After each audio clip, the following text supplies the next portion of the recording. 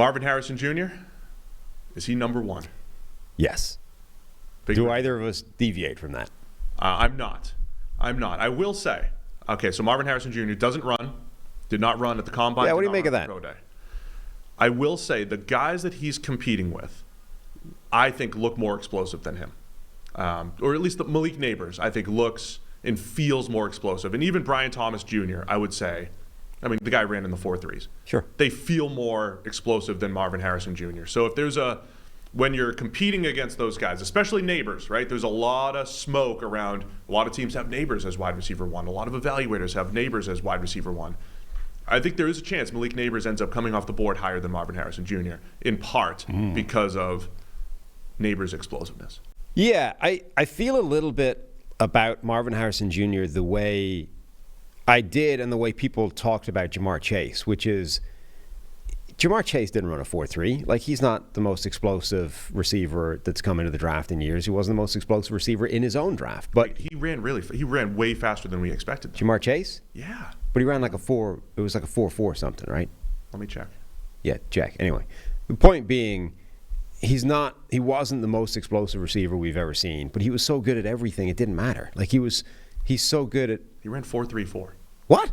I see 4.34. There's no way that's right. We were shocked. We said it didn't feel like it on the field, but my theory was that he had 9 months to train for it because he sat out the season. All he did was track training.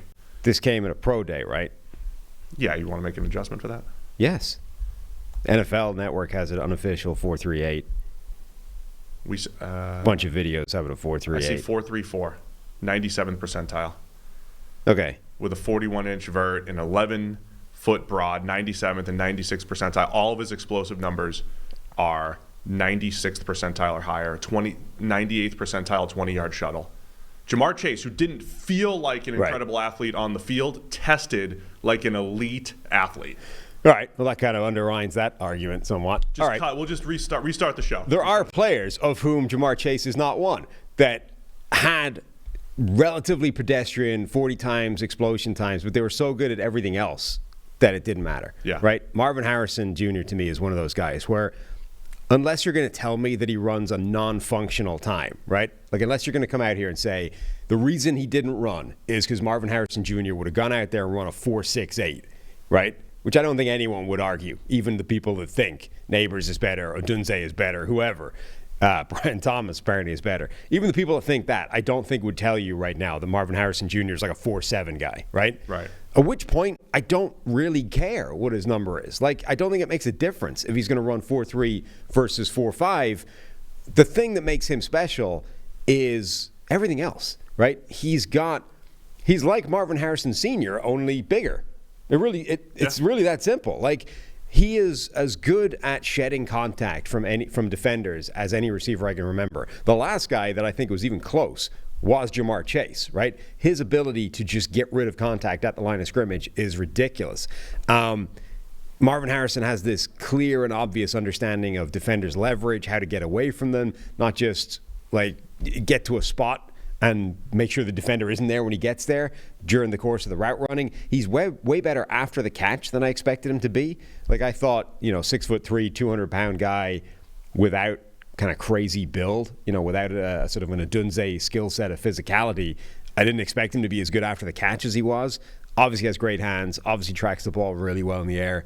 When I watched him last year, I didn't love his kind of like his turning circle on kind of speed cuts and that kind of thing. I thought he took a while I thought he like rounded some routes and like didn't stop on a dime. It was just sort of short area stuff I didn't think was amazing.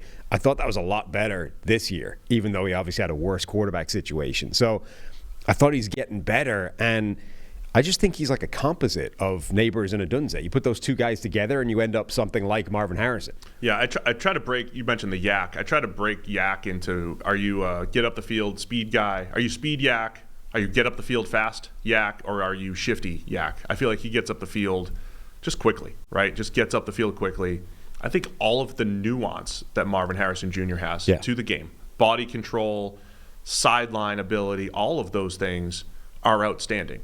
And even after the 21 or after one of his the 22 season, I think it was, even in my notes, I wrote down breakaway speed in my notes. I feel like you can feel that at times, right? There are a lot of he runs away from some guys. Yeah, like a lot of his biggest plays, as I was looking through them, it's like, all right, there's a busted coverage here and everything, but he is running away from the defense often enough that I don't think he was going to go out there and run a 4.55 or anything like that. He sort of reminds me of, like, what if you packed 40 pounds onto Devontae Smith?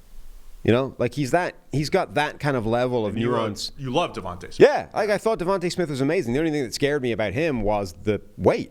Yeah. So he's got all of that nuance. He's got all of that route running savvy. He's got all of that sort of basic wide receiver ability, but he's a better physical specimen where you shouldn't. The only concern we have about Devontae Smith still, to be fair, is, you know, is he a true number one? Can he deal with that kind of overt physical press coverage at that size? Do you need an A.J. Brown opposite him to take that away from him? I don't think that's a question for Marvin Harrison Jr.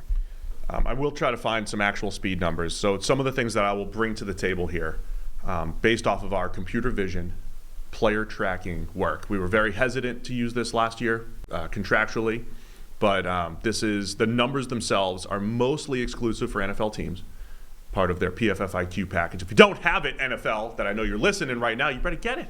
Come get these numbers. Average max speeds, their top 5 max speeds in game action, and our homespun athleticism score, PFF gas, the gas score. Just a quick note on how you would use that score. I think some of them are going to show up in the PFF draft guide.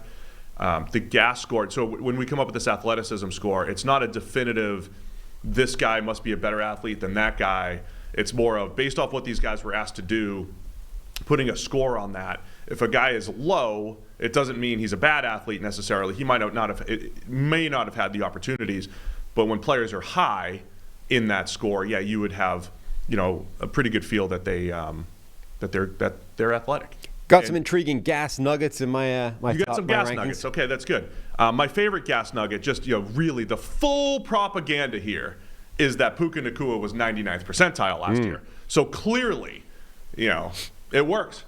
That's all you need to know. That's it. That's all you need to know. Done. But let me just pull out average top 5 max speeds, and I will just say, listen, we are used to this NGS scale. This scale is slightly different. Like, it's kind of measured differently. I don't know if NGS is the true source of truth for what speeds should look like. It's just the first one that we had. So comparing this number to NGS, not necessarily able to do that. Over the last 2 years, though, average of the top 5 max speeds that we've seen from Brian Thomas Jr., 21.7 miles per hour. Marvin Harrison Jr., 21.6 miles per hour. So we don't have Marvin Harrison Jr.'s 40 time. We have Brian Thomas's 40 time, which was high 4.3s. Marvin Harrison Jr. on the field, his 5 best top speeds are right in the same ballpark as Brian Thomas Jr. In this draft class, Brian Thomas Jr. is 7th.